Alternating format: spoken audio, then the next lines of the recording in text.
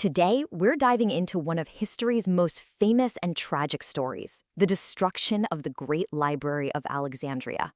But what if the simple story we all think we know isn't the whole truth? It's a question that has bugged historians and book lovers for literally centuries. We have this image of an incredible beacon of knowledge in the ancient world, just suddenly snuffed out. But how does something so huge, so important, just disappear? If you heard anything about the library, this is probably it. The story usually goes that on one awful day, a massive fire ripped through it, and centuries of knowledge went up in smoke. It's simple, it's tragic, and you know what? It makes for a great story. And this right here, this is often Exhibit A. This account from the historian Plutarch, talking about Julius Caesar's war in Alexandria, is the most famous piece of the puzzle. It's the smoking gun, so to speak, that really cemented the idea of Caesar as the guy who burned down the library. Well, that's what we're here to find out. Because the real story, it turns out, is less about a single spark and more about a long, slow fade. It's a lot more complex, and honestly, it's even more fascinating. Okay, so to really get how the library was lost, we first have to wrap our heads around just what it was. And it all started with an ambition that is just mind-blowing, even by today's standards. This wasn't just, your local library. The Ptolemaic kings of Egypt, who started it all around the 3rd century BC, had a staggering goal. They wanted to collect every single written work on every subject from every corner of the known world. A project of unbelievable scale. So how big are we talking? Well, the truth is, nobody knows for sure. The estimates are all over the place. The low-end guess is around 40,000 scrolls, which is already huge, but some historians think it could have been as high as 400,000. We're not talking about a room. This was basically a city made of papyrus. So how on earth did they get all these scrolls? Well, let's just say they weren't always polite about it. They had royal agents with basically unlimited budgets going to book fairs. And get this, they had a standing order. Any book found on any ship that docked in Alexandria's harbor was to be seized. And if you want a perfect example of how far they would go, listen to this story. Ptolemy III borrowed the official manuscripts of Athens' greatest playwrights. We're talking Aeschylus, Sophocles, Euripides.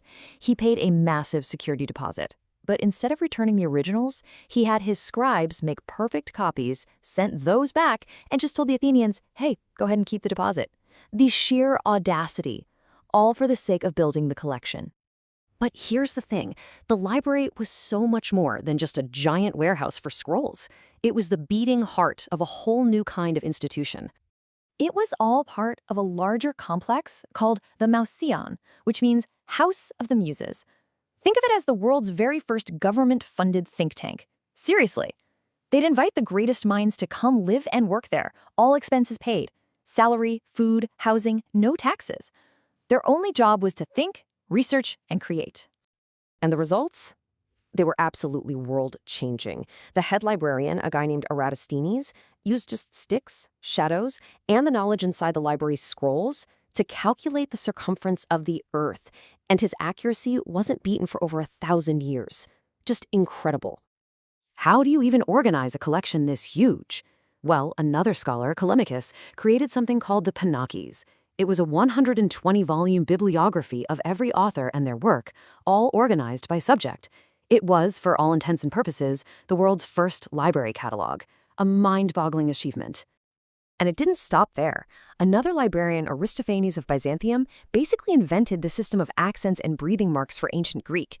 This is the foundation of modern punctuation. Oh, and he also started the practice of writing poems out line by line instead of as one big block of text. These people weren't just scholars, they were innovators who shaped how we still read and write today. So you have this incredible institution, the absolute center of the intellectual world. How could it all fall apart? Well, this is where we get to the core of the myth. The story of a single catastrophic fire gives way to a much messier and much longer reality. The decline actually began way back in 145 BC, when a paranoid king purged all the foreign scholars from the city, scattering its brain trusts across the Mediterranean. Then came Caesar's famous fire in 48 BC. And yes, it happened, but most sources suggest it burned scrolls stored in a warehouse down by the docks, not the main library itself. Then, by the 260s AD, the Mausoleum seems to have just faded away. The final fatal blow to the main library building probably came in the 270s when a Roman emperor's forces destroyed the entire royal quarter of the city during a war. So here's the bottom line. The myth gives us one villain and one big dramatic event. The reality is a story of slow decay. It was political instability, the withdrawal of funding, multiple wars over centuries, and a brain drain that slowly starved the institution to death from the inside out. Now, some of you might be thinking, wait a minute, wasn't there another library? And you are absolutely right. The Great Library had a kind of satellite branch, a daughter library, that was housed in the temple called the Serapeum. And this collection survived that earlier destruction. Its end was also violent. In 391 AD, as the Roman Empire became more and more Christian, a decree went out to outlaw pagan rituals. A mob, led by the Bishop of Alexandria, destroyed the Serapeum temple itself.